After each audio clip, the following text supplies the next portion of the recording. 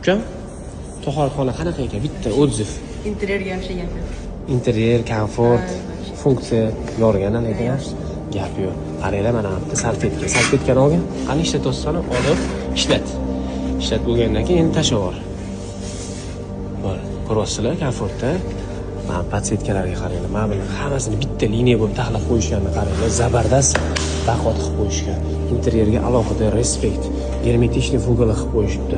Burchaklarni sayqallab dum-dumaloq qilib qo'yishibdi. Ustalarni lekin original ishlabdi. Mana bu luklarni qaranglar. Sekin ochilib, sekin yopiladi. Mana bu chig'anoqlarga hech. Tualetni bitta ko'ramiz, qaranglar. Kirganingizda yengil o'zi yonadi svet. Rostlar, atko'ziga necha?